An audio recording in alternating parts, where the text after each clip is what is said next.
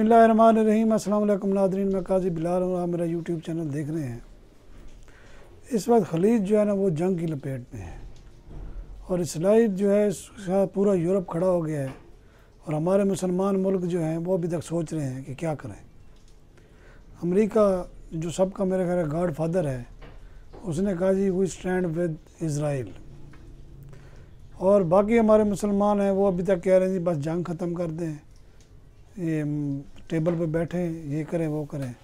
और अगर आप देखें तो हमारे जो मुल्क हैं मुसलमानों को 57 है, आबादी कई गुना ज़्यादा है, लेकिन टेक्नोलॉजी ज़ीरो, यही मार उनमें पड़ रही है।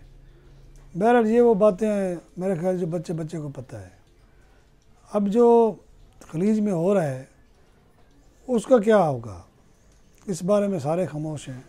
हमास ने हमला किया और कई रॉकेट छोड़े उन पर, अभी तक की जो इतलात हैं अब ये भी कन्फर्म नहीं है कि इसराइल झूठ बोल रहा है सच बोल रहा है, क्योंकि इसराइल और यहूद और नसारा जो है इनसे आप मेरे भलाई की कोई तवक्को नहीं रख सकते। अब वो झूठ बोल रहे हैं सच बोल रहे हैं, उन्होंने हमारे मासूम मुसलमानों को जो है ना तहस नहस कर दिया, फ़लस्तीनियों को, जो सबसे बड़ा जुल्म है। उस पर कोई मजम्मत नहीं कर रहा, ना अमेरिका कर रहा है ना हमारे मुसलमान मुल्क कर रहे हैं। वो बेचारे देख रहे हैं कि डॉलर कहाँ से आते हैं, ये ना बंद हो जाए। इंतहाई अफसोस का मकाम है। बहरहाल ये अभी जंग लंबी चलेगी और इसके जो नताइज हैं वो बड़े खौफनाक हैं। अगर आप स्टेप बाई स्टेप देखें तो इन्होंने पूरा खलीज जो है ना तबाह कर दिया है, शाम से लेकर इराक, ईरान बचा हुआ है उसको भी तकरीबन माशी तौर पर उन्होंने मफलूज किया हुआ है। मिस्र, कोई यानी कि इलाका नहीं छोड़ा इन्होंने। इराक हो गया, यमन हो गया, शाम हो गया, इन्होंने सबको जो है ना आपस में लड़ा के मलिया मेट करवाया हुआ है। और सबसे बड़ा जो वहाँ फ़ायदा उठा रहे हैं ये यहूद और नसारा, वो शिया सुन्नी को लड़ा कर। अगर ये शिया सुन्नी का मसला ना हो तो ये जो फ़लस्तीन है 2 दिन में आज़ाद हो जाए।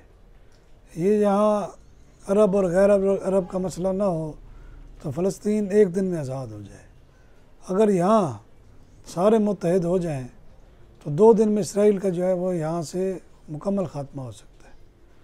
इस पर जो है ना सबको गौर करना चाहिए। मेन मकसद ये है कि आपने एक दिन अल्लाह को भी मुँह दिखाना है। आप क्या कहेंगे जाके कि अमेरिका नाराज़ हो जाता था, मुसलमान मर रहे थे, यूरोप नाराज़ हो जाता। इस पर गौर करें, आखिरत अपनी संवारें और फ़लस्तीनी पर जो जुल्म हो रहा है उसके लिए सारे इकट्ठे हो जाएं। बसूरत दीगर जिस तरह उन्होंने आधा खलीज तबाह कर दिया है तो पूरा जगह पूरा खलीज तबाह हो जाएगा। फिर ये जो तेल पर जो दंदलाते फिरते हैं और समझते हैं कि इनके पास बहुत कुछ है, ये भी इनसे छिन जाएगा और आपको ये लड़ा लड़ा कर कमज़ोर कर देंगे। अब आते हैं हम अपने मुल्क की हालात की तरफ। सुप्रीम कोर्ट एक दफ़ा फिर जनाब वो केस सुन रही है, सुप्रीम कोर्ट प्रोसीजर एक्ट जो है, पर उसमें भी कोई जान नज़र नहीं आ रही। अगर वो सुन भी ले तो आम आदमी को कोई फ़ायदा नहीं होगा। जो भी फैसला करे वो पार्लियामेंट ने अपने मफाद के लिए ये सारा कानून साजी की, उसको अवाम से कोई गाज़ नहीं है। आप आज तक देखें अवाम के लिए कौन सी कानून साजी हुई है, चाहे वो सुप्रीम कोर्ट की हो या दीगर हो, उसमें खवास ने और अशराफिया ने अपने मकासद के लिए, अपने इक़्तिदार के लिए हमेशा कानून साजी की है। और इसी तरह डिक्टेटर ने भी आकर हमेशा अपने इक़्तिदार को तूल देने के लिए ना सिर्फ पार्लियामेंट को ग़ुलाम बनाया बल्कि सुप्रीम कोर्ट को अपने कदमों के आगे झुकाया है। इसकी कई मिसालें हैं। बहरहाल उस पर बात करने का इस वक्त जो है वो कोई फ़ायदा नहीं है, क्योंकि 70 साल से हम ये देखते आ रहे हैं। अब आ जाते हैं इमरान खान की तरफ।